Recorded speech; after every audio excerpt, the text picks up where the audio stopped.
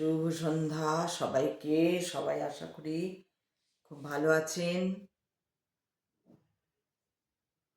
আজকেও ভগবত গীতা পাঠ করব।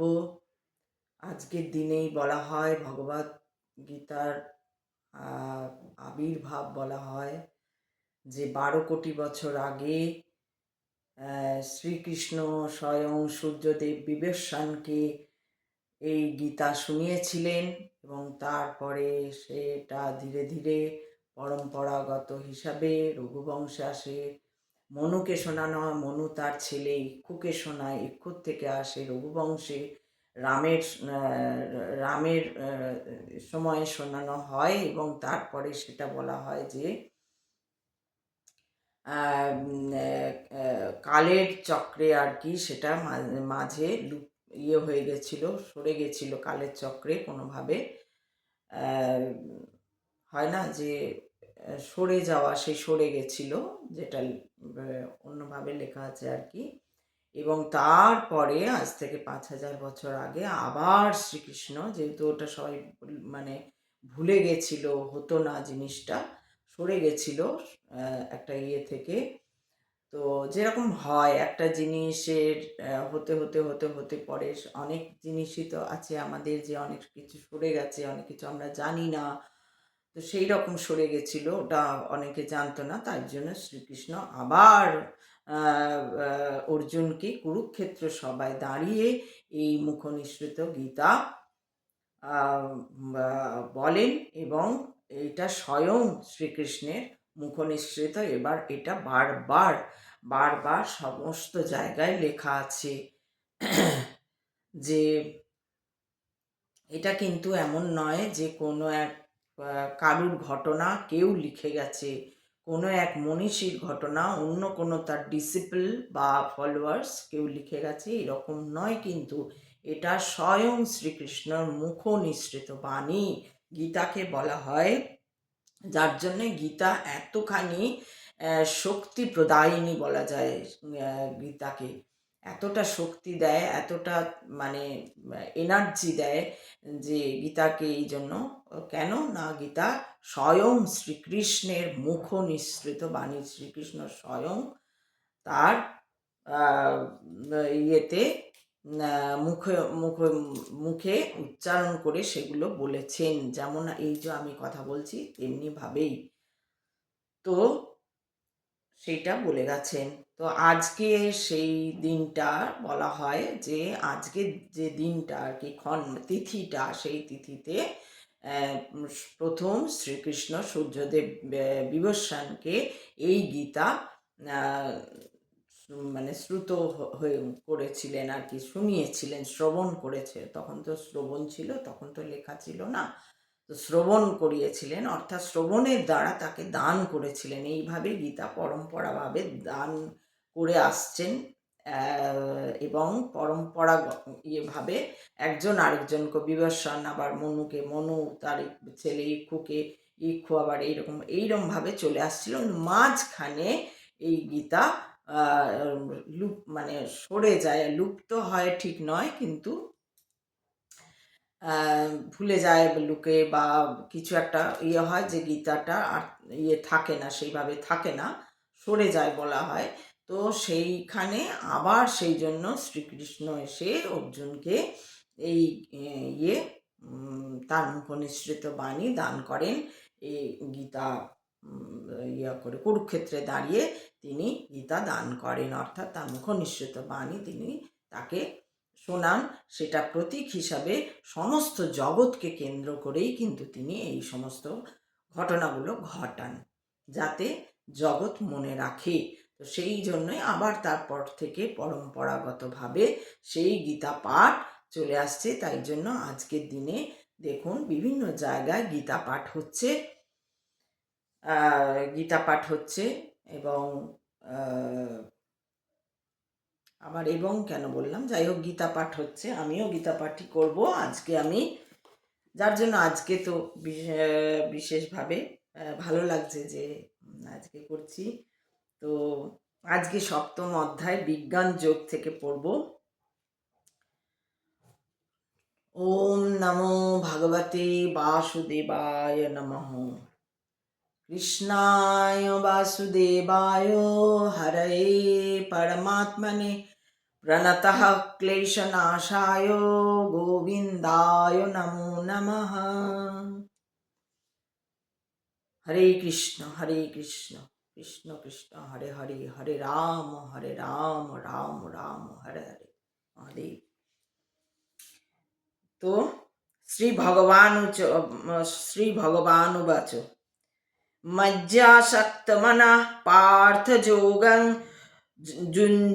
যুঞ্জন্মদাশ্রয় অসংশয়ং সমগ্রং মাং যথা জ্ঞাস্যসি তচ্ছৃণু। এটার মানে হচ্ছে, শ্রী ভগবান বললেন, হে পার্থ, আমাতে আসক্ত চিত্ত হয়ে আমাতে মনোনিবেশ পূর্বক যোগাভ্যাস করলে কিভাবে সমস্ত সংশয় থেকে মুক্ত হয়ে আমাকে জানতে পারবে তা শ্রবণ করো। অর্থাৎ শ্রী কৃষ্ণ, শ্রী ভগবান পার্থকে বলছেন যে আমার প্রতি আসক্ত হও। বড় সুন্দর। আমি ভাবছিলাম, পড়ছিলাম এটা আগে, তো আমি ভাবছিলাম এই যে আমাদের যে সাংসারিক আসক্তি, সেটা যদি আমরা এই দিকে কনভার্ট করে দিতে পারি, তাহলে কত সুন্দর হয়। ভগবদ্গীতার এই 7ম অধ্যায়ে কৃষ্ণ ভাবনার তত্ত্ব বিশদভাবে বর্ণনা করা হয়েছে। ভগবান শ্রীকৃষ্ণ সর্বৈশ্বর্যপূর্ণ এবং তিনি এই সমস্ত ঐশ্বর্যের প্রকাশ কিভাবে করেন তাই এখানে বর্ণনা করা হয়েছে। এছাড়াও শ্রীকৃষ্ণের প্রতি আসক্ত 4 ধরনের সৌভাগ্যবান মানুষ এবং 4 ধরনের শ্রীকৃষ্ণকে যারা স্মরণ করেন না, সেই হতভাগ্য মানুষের কথাও এই অধ্যায়ে বর্ণনা করা হয়েছে। ভগবদ্গীতার প্রথম 6টি অধ্যায়েই বর্ণনা করা হয়েছে যে জীবের স্বরূপ হচ্ছে তার চিন্ময় আত্মা এবং বিভিন্ন যোগ সাধনার মাধ্যমে প্রাপ্ত আত্মোপলব্ধির ফলে সে চিন্ময় স্তরে উত্তীর্ণ হতে পারে। 6ষ্ঠ অধ্যায়ের শেষে স্পষ্টভাবে উল্লেখ করা হয়েছে যে মনকে সর্বতোভাবে ভগবান শ্রীকৃষ্ণের ভাবনায় নিযুক্ত করা বা সর্বতোভাবে কৃষ্ণ ভাবনাময় হওয়াই সর্বপ্রকার যোগ সাধনার মধ্যে সর্বশ্রেষ্ঠ। মনকে সর্বতোভাবে ভগবান শ্রীকৃষ্ণে একাগ্র করার মাধ্যমে পরম তত্ত্বকে সম্পূর্ণরূপে উপলব্ধি করা যায়। অন্য আর কোনো উপায়ই তা সম্ভব নয়। যার জন্য সবাই বলছেন যে পরমাত্মাতে যদি তুমি মন দিয়ে দিয়েছো, ঈশ্বরে যদি তুমি মন দিয়ে দিয়েছো, শ্রীকৃষ্ণে যদি তুমি মন দিয়ে দিয়েছো, তাহলে আর তোমার কোনো নাম জপ বা আচার বিচার করার দরকার নেই। যদি একবার ঈশ্বর তোমার হাত ধরে নিয়েছেন, পরমাত্মা তোর সঙ্গে তুমি পরমাত্মা তোমাকে গ্রহণ করেছেন, একবার যদি সেই ধারায় পৌঁছে যাও, তাহলে তোমার আর আচার বিচার করার নতুন করে দরকার নেই, সন্ধ্যা আরতি করারও দরকার নেই। এই কথা রামকৃষ্ণও বলেছেন। যদি একবার তুমি তার সঙ্গে মিলে যেতে পেরেছো, তাকে চিনে যেতে পেরেছো, সেই তোমায় চিনে নিতে পেরেছে, একবার যদি সেই আত্মজ্ঞান উপলব্ধি করে নিতে পেরেছো, তাহলে কিন্তু আর তোমার আলাদা করে সন্ধ্যাদি করার কোনো প্রয়োজন নেই। সেটাই এখানে এইভাবে বলা হচ্ছে। নির্বিশেষ ব্রহ্মজ্যোতি অথবা অন্তর্যামী পরমাত্মা উপলব্ধি পরম তত্ত্বের পূর্ণ জ্ঞান নয়, কেননা তা হচ্ছে আংশিক উপলব্ধি। শ্রীকৃষ্ণই পূর্ণ এবং বিজ্ঞানসম্মত জ্ঞান এবং কৃষ্ণ ভাবনাময় মানুষের কাছে সব কিছুই প্রকাশিত হয়। সম্পূর্ণভাবে কৃষ্ণ ভাবনামৃত লাভ করার ফলে ভগবান শ্রীকৃষ্ণকে সংশয়াতীতভাবে পরম জ্ঞান রূপে অবগত হওয়া যায়। বিভিন্ন প্রকার যোগ কৃষ্ণ ভাবনা অর্জনের পথে বিভিন্ন পদক্ষেপ মাত্র। সর্বোপরিভাবে কৃষ্ণ ভাবনার পন্থা অবলম্বন করলে স্বাভাবিকভাবেই ব্রহ্মজ্যোতি ও পরমাত্মা সম্বন্ধেও অবগত হওয়া যায়। কৃষ্ণ ভাবনাময় ভক্তি যোগ অনুশীলন করার মাধ্যমে সব কিছুই পরিপূর্ণরূপে জানতে পারা যায়। অর্থাৎ পরম তত্ত্ব, জীব, জড়, প্রকৃতি এবং তাদের বিভিন্ন প্রকাশ সম্বন্ধে জানা যায়। তাই ভগবদ্গীতার ষষ্ঠ অধ্যায়ের শেষ শ্লোকের নির্দেশ অনুসারে যোগের অনুশীলন শুরু করা উচিত। নববিধা ভক্তির মাধ্যমে মনকে পরম ব্রহ্ম শ্রীকৃষ্ণের ধ্যানে মগ্ন করা যায়, যার মধ্যে সর্বপ্রথম ও সবচেয়ে গুরুত্বপূর্ণ হচ্ছে শ্রবণম। ভগবান শ্রীকৃষ্ণের চেয়ে নির্ভরযোগ্য আর কেউ নেই। ভগবান তাই অর্জুনকে বলেছেন তৃচ্ছনু, অর্থাৎ আমার কাছ থেকে শ্রবণ করো। ভগবান শ্রীকৃষ্ণের চেয়ে নির্ভরযোগ্য যে আর কেউ নেই, আর তাই তার কাছ থেকে শ্রবণ করার মাধ্যমে এই জ্ঞান আহরণ করলে যথাযথভাবে কৃষ্ণ ভাবনাময় হয়ে ওঠার শ্রেষ্ঠ সুযোগ লাভ করা যায়। তাই এই জ্ঞানের শিক্ষা সরাসরি শ্রীকৃষ্ণের কাছ থেকে বা শ্রীকৃষ্ণের শুদ্ধ ভক্তের কাছ থেকে লাভ করতে হয়। কেতাবি বিদ্যার অহংকারে মত্ত অভক্ত ভুঁইফোড়ের কাছ থেকে নয়। কি সুন্দর করে বলা। শ্রীমদ্ ভগবতের প্রথম স্কন্দের দ্বিতীয় অধ্যায় পরম তত্ত্ব পরমেশ্বর ভগবান শ্রীকৃষ্ণকে উপলব্ধির এই পদ্ধতি বর্ণনা করে বলা হয়েছে।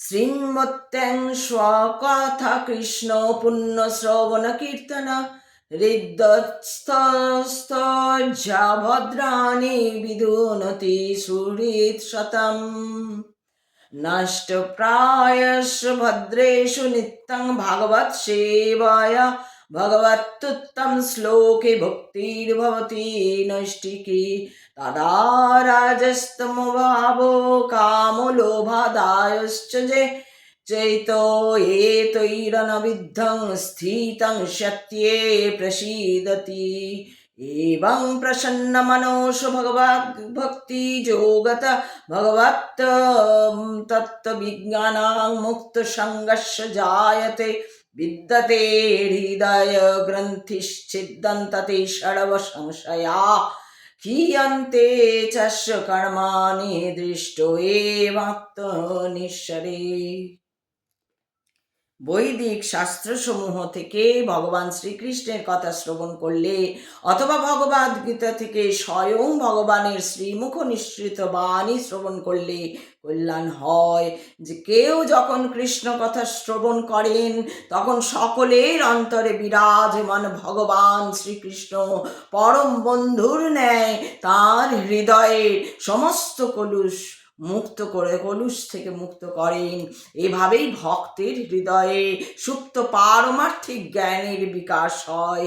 শ্রীমদ্ ভগবত ও ভগবত ভক্তের কাছ থেকে তিনি যত কৃষ্ণ কথা শোনেন ততই তার অন্তরে ভগবত ভক্তি সুদৃঢ় হয়। ভগবত ভক্তি বিকশিত হওয়ার ফলে রজগুণ ও তমগুণ থেকে মুক্তি লাভ হয় এবং এইভাবেই কাম আদি রিপুসমূহ অন্তর্হিত হয়। এই সমস্ত কলুষ সম্পূর্ণভাবে দূরীভূত হওয়ার ফলে ভগবত ভক্ত তখন শুদ্ধ সত্যে অধিষ্ঠিত হন। তিনি তখন আন্তরিকভাবে ভগবত সেবায় উজ্জীবিত হন এবং পরিপূর্ণরূপে ভগবত তত্ত্ববিজ্ঞান উপলব্ধি করেন।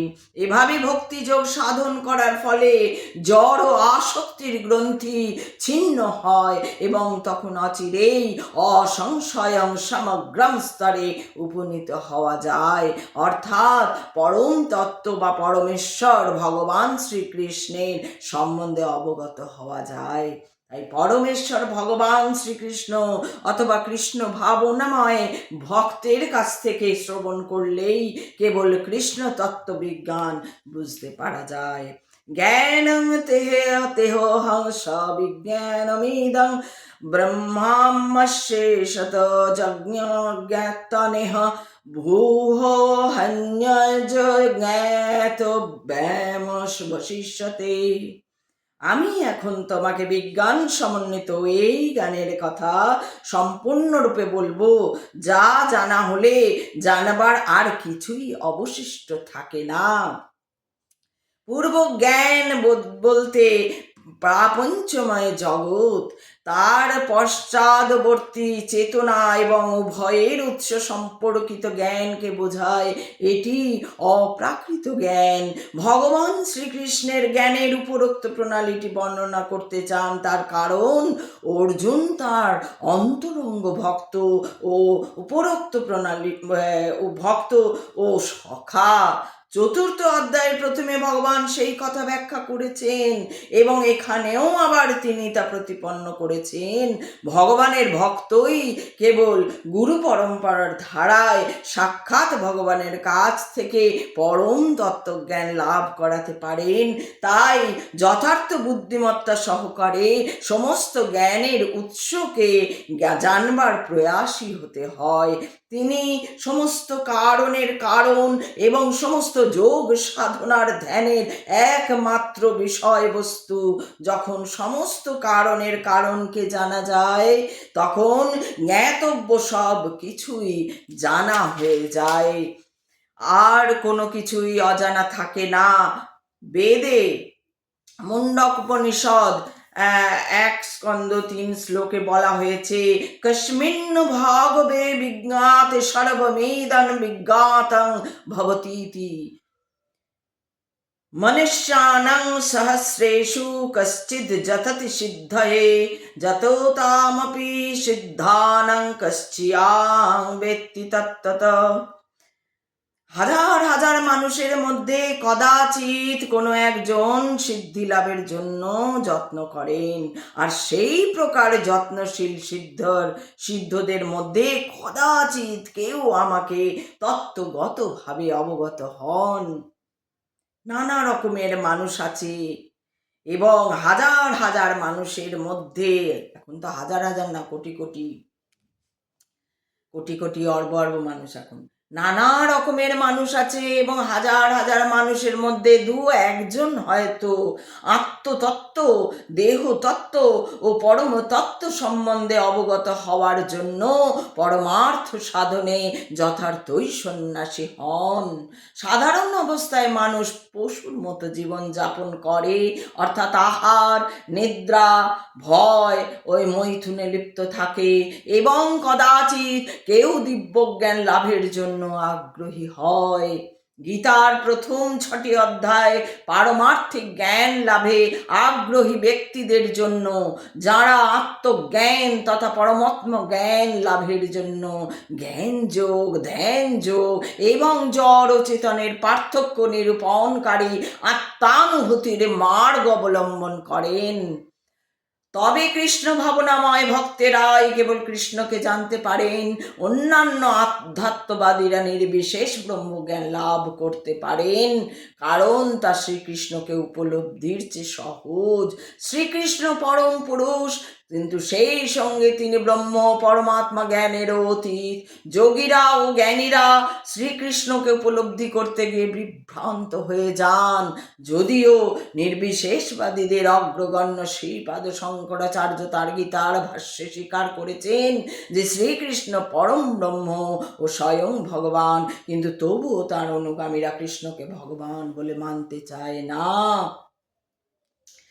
কারণ শ্রীকৃষ্ণকে উপলব্ধি করা বড়ই দুঃসাধ্য। এমনকি নির্বিশেষ ব্রহ্মানুভূতি লাভ করলেও তারা তাকে বুঝতে পারেন না। শ্রীকৃষ্ণ পরমেশ্বর ভগবান, সর্বকারণের কারণ, আদি পুরুষ গোবিন্দ, ঈশ্বর পরম কৃষ্ণ, সচ্চিদানন্দ বিগ্রহ, অনাদিরাদির গোবিন্দ, সর্বকারণ কারণম। অভক্তদের পক্ষে তাকে জানা অত্যন্ত কঠিন। যদিও তারা বলে যে ভক্তি মার্গ অতি সহজ, কিন্তু তা সত্ত্বেও তারা তার অনুশীলন করতে পারে না। শ্রুতি স্মৃতি পুরাণাদি পঞ্চরাত্র বিধিনং বিদা ঐকাত্তিকি হরে ভক্তিরুৎপত্তায়ৈব কল্পতে। উপনিষদ, পুরাণ, নারদ পঞ্চরাত্র আদি প্রামাণিক বৈদিক শাস্ত্রবিদের অনুগামী না হয়ে যে ভগবত ভক্তি সম্পাদিত হয় তা কেবল সমাজে উৎপাতের সৃষ্টি করে। ব্রহ্মবেত্তা, নির্বিশেষবাদী অথবা পরম তত্ত্বজ্ঞ যোগীর পক্ষে কখনোই পরমেশ্বর ভগবান শ্রীকৃষ্ণের যশোদা নন্দন অথবা পার্থ সারথী রূপকে জানা সম্ভব নয়। অত কৃষ্ণ শ্রীকৃষ্ণ নামাদি ন ভবেদ গ্রাহ্যম ইন্দ্রিয়ৈ সেবস্ম মুখে হি জিহ্বাদৌ স্বয়মেব স্ফুরত্তদঃ। জড় স্থূল ইন্দ্রিয়ের দ্বারা কখনোই ভগবান শ্রীকৃষ্ণকে জানতে পারা যায় না। ভক্তের ভক্তিতে প্রসন্ন হয়ে ভগবান শ্রীকৃষ্ণ স্বয়ং তার কাছে নিজেকে প্রকাশিত করেন। ভূমিরাপহনল বায়ু খং মনঃ বুদ্ধি এব চ অহংকার ইতিয়ং মে ভিন্না প্রকৃতি বষ্টধা। ভূমি, জল, অগ্নি, বায়ু, আকাশ, মন, বুদ্ধি ও অহংকার এই অষ্টবিধ উপাদানের দ্বারা আমার ভিন্ন প্রকৃতি তথা জড় প্রকৃতি গঠিত হয়েছে। ভগবত তত্ত্ব বিজ্ঞান ভগবানের স্বরূপ এবং তাঁর বিভিন্ন শক্তির তত্ত্ব বিশ্লেষণ করে। ভৌতিক শক্তিকে প্রকৃতি বা ভগবানের বিভিন্ন পুরুষাবতারের শক্তি বলা হয়। সেই সম্বন্ধে শাক্ততন্ত্রে বলা হয়েছে, বিষ্ণুস্তু ত্রীণি রূপাণি পুরুষাখ্যানাখবিদো একন্তু মহতো সৃষ্ট দ্বিতীয়ং তণ্ডক সংস্থিতম তৃতীয়ং সর্বভূতস্থং তানি জ্ঞাতা বিমুচ্যতে। জড় সৃষ্টির নিমিত্ত ভগবান শ্রীকৃষ্ণের বংশ প্রকাশ রূপে শ্রীকৃষ্ণের সাংশ প্রকাশ রূপে তিনজন বিষ্ণু প্রকাট হন। প্রথমজন মহাবিষ্ণু মহাতত্ত্ব নামে সমগ্র ভৌতিক শক্তির সৃজন করেন। দ্বিতীয়জন গর্ভোদকশায়ী বিষ্ণু সমস্ত ব্রহ্মাণ্ডের মধ্যে নানাবিধ সৃষ্টি করবার জন্য প্রবেশ করেন। আর তৃতীয়জন ক্ষীরোদকশায়ী বিষ্ণু পরমাত্মা রূপে সমস্ত বিশ্ব ব্রহ্মাণ্ডে পরিব্যাপ্ত হন, এমনকি তিনি পরমাণুর মধ্যেও বিরাজ করেন। এই তিন বিষ্ণু তত্ত্ব সম্বন্ধে যিনি অবগত তিনি জড় বন্ধন থেকে মুক্তি লাভের যোগ্য। এই জড় জগৎ ভগবানের অনন্ত শক্তির মধ্যে একটির সাময়িক প্রকাশ। জড় জগতের প্রতিটি কার্যকলাপ শ্রীকৃষ্ণের আংশিক প্রকাশ রূপ। এই তিন বিষ্ণুর পরিচালনায় সাধিত হয়। তাদের বলা হয় ভগবানের পুরুষাবতার। সাধারণত যারা শ্রীকৃষ্ণের তত্ত্ব সম্বন্ধে অবগত নয় তারা মনে করে যে এই জড় জগৎটি জীবের ভোগের জন্য এবং জীবই হচ্ছে পুরুষ প্রকৃতির কারণ, নিয়ন্তা ও ভোক্তা। ভগবদ্গীতা অনুসারে এই নিরীশ্বরবাদী সিদ্ধান্তকে ভ্রান্ত বলে প্রতিপন্ন করা হয়েছে। আলোচ্য শ্লোকটিতে বর্ণনা করা হয়েছে যে ভগবান শ্রীকৃষ্ণই জড় সৃষ্টির আদি কারণ। শ্রীমদ্ ভগবতেও এই কথা প্রমাণিত হয়েছে। জড় সৃষ্টির যে সমস্ত উপাদান তা ভগবানেরই ভিন্ন শক্তি। এমনকি নির্বিশেষবাদীদের পরম লক্ষ্য ব্রহ্মজ্যোতিও পরব্রহ্মে অভিব্যক্ত ভগবানেরই একটি চিন্ময় শক্তি। বৈকুণ্ঠ লোকের মতো ব্রহ্মজ্যোতিতে চিন্ময় বৈচিত্র্য নেই এবং নির্বিশেষবাদীরা এই ব্রহ্মজ্যোতিকেই তাদের পরম লক্ষ্য বলে মনে করে। পরমাত্মার প্রকাশও ক্ষীরোদকশায়ী বিষ্ণুর অস্থায়ী সর্বব্যাপক রূপ। চিন্ময় জগতে পরমাত্মা রূপের অভিব্যক্তি নিত্য শাশ্বত নয়। সুতরাং যথার্থ পরম তত্ত্ব হচ্ছেন পরমেশ্বর ভগবান শ্রীকৃষ্ণ। তিনি পূর্ণ শক্তিমান পুরুষ এবং তিনি বিভিন্ন অন্তরঙ্গা ও বহিরঙ্গা শক্তি সমন্বিত। পূর্বের উল্লেখ অনুসারে জড় প্রকৃতি প্রধান 8টি রূপে অভিব্যক্ত হয়। সেগুলির মধ্যে প্রথম 5টি হলো মাটি, জল, অগ্নি, বায়ু, আকাশকে বলা হয় পঞ্চমজ্জভূত, যা স্থূল সৃষ্টি।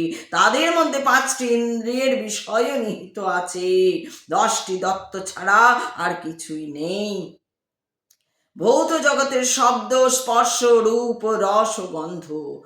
কিন্তু অন্য 3টি তত্ত্ব মন, বুদ্ধি ও অহংকারকে জড়বাদীরা উপেক্ষা করে। সব কিছুর পরম উৎস শ্রীকৃষ্ণকে না জানার ফলে মনোধর্মের বিষয়ে চর্চারত দার্শনিকদের জ্ঞানও সম্পূর্ণ নয়। অপরমেয়মিতস্তন্যাং প্রকৃতিং বিদ্ধি মে পরাম, জীবভৃত্তা মহাবাহো জয়েদং ধার্যতে জগৎ। হে মহাবীর, এই নিকৃষ্ট প্রকৃতি ছাড়াও আমার আর একটি উৎকৃষ্ট প্রকৃতি রয়েছে। সেই প্রকৃতি চৈতন্য স্বরূপা ও জীবভূতা। সেই শক্তি থেকে সমস্ত জীব নিঃসৃত হয়ে এই জড় জগৎকে ধারণ করে আছে।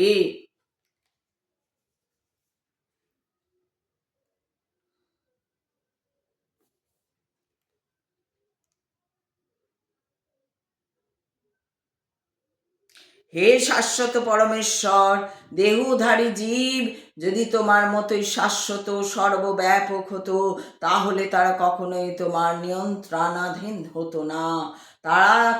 তারা যদি তোমার অনন্ত শক্তির অনুসদৃশ অংশ হয়, তাহলে তারা সর্বতোভাবে তোমার পরম নিয়ন্ত্রণের অধীন। তাই তোমার শরণাগত হওয়াই জীবের জন্য প্রকৃত মুক্তি, এবং সেই শরণাগতি জীবকে প্রকৃত আনন্দ দান করবে। সেই স্বরূপে অবস্থান করলে তবেই তারা নিয়ন্তা হতে পারে। সুতরাং যে সমস্ত সত্য জ্ঞান সম্পন্ন মানুষ অদ্বৈতবাদের প্রচার করে বলে যে ভগবান ও জীব সর্বতভাবে সমান, তার প্রকৃতপক্ষে ভ্রান্ত কলুষিত মতবাদের দ্বারা পরিচালিত হচ্ছে। ভগবান শ্রীকৃষ্ণই একমাত্র নিয়ন্তা এবং সমস্ত জীবেরা তার নিয়ন্ত্রণাধীন। অর্থাৎ আজকে আর বেশি কিছু আমার নিজের কথা বলবো না। এই গীতা আজকে গীতার মতো করেই পাঠ করলাম, যা গীতায় লেখা রয়েছে সেইটুকুই পাঠ করলাম, নিজের মতো বলবো না। একটাই সব কিছুর মানে, সব কিছু ঈশ্বর ভগবান নিজ মুখে বলে গিয়েছেন, আমাকে স্মরণ করো। এটা আজকের কথা নয়, এটা 5000 বছরের থেকেও বলা হচ্ছে 12 কোটি বছর আগে। অর্থাৎ এর দেখা যায় কবে যে শুরু হয়েছিল, হয়তো কখনো এটাও আবিষ্কার হবে, বা যে সমস্ত বই আমাদের পুড়ে গিয়েছে নালন্দা বিশ্ববিদ্যালয়ে, যে সমস্ত খুবই প্রয়োজনীয়, অতি প্রয়োজনীয়, ভীষণ ইম্পর্টেন্ট যে পুঁথি পুড়ে গিয়েছে, সেই পুঁথি থাকলে হয়তো জানা যেত যে আরও বহু বছর আগে সৃষ্টির শুরু বা শেষ বা তারও আগে এই বাণী কোথাও কোনোভাবে তার মুখনিসৃত বাণী তিনি বলেছিলেন, বা এরকম হয়তো আমরা জানতে পারতাম। যেহেতু অত বই পুড়ে গেছে, সেহেতু হতেই পারে। এবং আমরা যেটুকু জানি যে ওখানে প্রচণ্ড মানে খুবই ইম্পর্টেন্ট কিছু পুঁথি আমাদের ছিল, যা আমাদের ভারতবর্ষের ঐতিহ্য, ভারতবর্ষের বিশ্বাস, ভারতবর্ষকে মানে কি বলবো, উন্নত ভারতবর্ষের প্রমাণ দেয় সেগুলোর জন্য আমরা সত্যি আজকে খুব দুঃখ প্রকাশ করা ছাড়া আমাদের কিছু নেই। কারণ এইভাবেই ভারতবর্ষকে সবাই নষ্ট করে দিতে চেয়েছে। হ্যাঁ, আবার ভারতবর্ষকেই তারা চায়, কিন্তু তারা কেন চায় জানে না, যে কেনই বা ভারতবর্ষে মানে কেনই বা আমরা ভারতবর্ষ দখল করতে চাইছি, বা কি আমাদের কাজ বা কিছু। তারা তো প্রথম যে আমাদের যে এই যে গীতা এবং সেই যে অবস্থান, তার এই বিভিন্ন রকম ব্যাপার, এই সত্ত্বগুণ, রজগুণ, তমগুণ, এই সমস্ত বিষয়, তাহলে তো তারা সত্ত্বগুণের অধিকারী হয়ে যেত। তাহলে তো তারা রজতম গুণের মধ্যে থেকে একে অপরের দখল করা, হিংসা করা, কেড়ে নেওয়া, নিয়ে নেওয়া, এইগুলো তো থাকতো না। আর এইগুলো যদি ব্রিটিশদের মধ্যে না থাকতো, তারাও ভারতবাসীর মধ্যে ইনজেক্ট করে যেতে পারতো না। আজকের যে নকল ভারতবাসী ম্যাক্সিমাম রয়েছে, তারা এসব যারা মানে না, যারা শ্রীকৃষ্ণের কথা মানে না, যারা পড়ে না, পুরাণ পড়তে জানে না বা যাই হোক, এবং তারা বলে কি হবে, কিছুই হবে না, কেন পড়বো, কেন নেব, কেন, এই কথাই এতক্ষণ পড়লাম যে জড়বুদ্ধি সম্পন্ন কিছু মানুষ যারা কিছুতেই শ্রীকৃষ্ণ, ওই যে যেমন দুর্যোধন, কালকেই আমি বলেছিলাম দুর্যোধন, শকুনি, এদের প্রত্যেকের কাছে কৃষ্ণ গিয়েছিলেন, প্রত্যেকের কাছে দেখিয়েছেন তিনি, প্রমাণ দিয়েছেন যে তিনিই সব, তবু সত্ত্বেও কেউ মানেনি, তারা মানব না, হয় না বলে তারা নিজেরা মানে করেছেন, মানেননি।